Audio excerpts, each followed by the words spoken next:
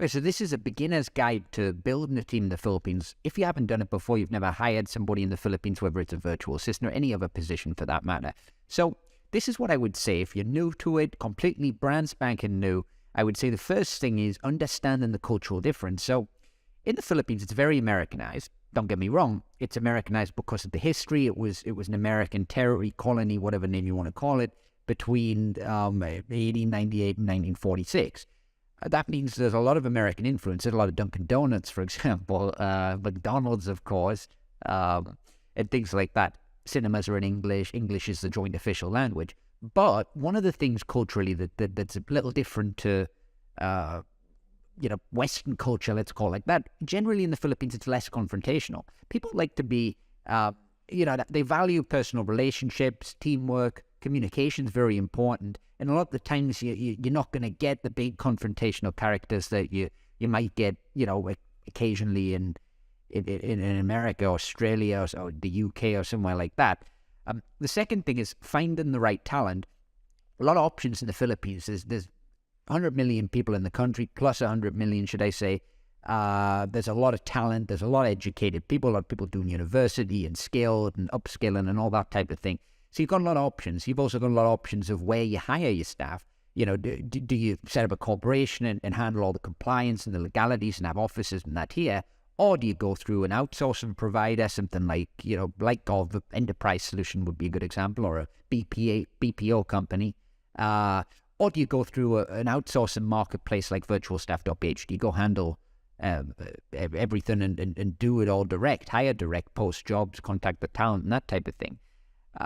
The third thing is onboarding and training. Once you've hired your staff, the key is to grow, to really make it work long-term, is to continuously look to improve. So you should be upskilling your staff. You should be encouraging them to, acquire new skills and get better at what they do. That's part and parcel of it. The fourth thing is creating a positive work environment. Now, you're hiring people most likely remote. They could be working from home. If you're doing it the smart way, you can be saving a lot of money by doing that.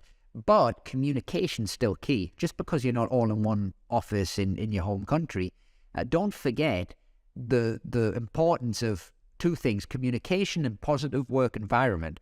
Now, I'm not talking about all that sappy nonsense that some people go on about. What I'm talking about here is having a good, proper work environment where, you have good communication, some, Victorian-style employer, for example.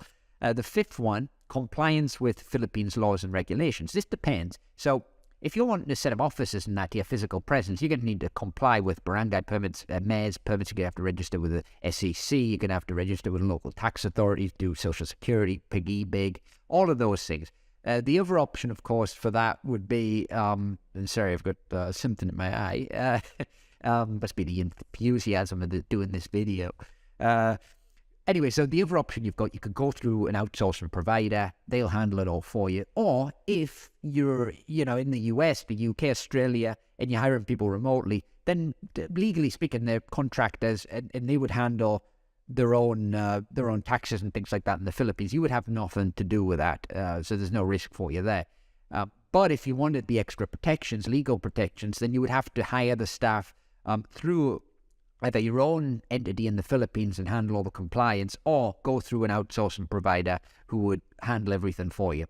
Now, your options for building a team in the Philippines, you could go through a BPO company. You also have that option on virtualstaff.ph. It's called the enterprise solution, where you get compliance, legal protections, client success manager done for your recruitment. The second option is you go to some job board, or better still, you go to an outsourcing marketplace like virtualstaff.ph, where you got hundreds of thousands of talent to choose from, all specifically here in the Philippines. The third option is you set up a company, you do all the compliance, you have your own legal department, finance department, and you handle not just the upfront compliance, but the ongoing compliance, things that I mentioned before, barangay permits, mayor permits, SSS, PAGI, and all that type of thing. So those are your options for building a team in the Philippines, and those are my tips, the beginner's tips for people who've never ever done this before. Anyway, good luck. Comment on the video if you have questions. I do check it. I don't check it all the time, but usually once a week I check YouTube, see if there's any comments, and I'll reply to them directly. Good luck outsourcing. I'll see you on the next video. If you'd like to hire staff and build a team in the Philippines, then go to www.virtualstaff.ph, the Philippines outsourcing marketplace.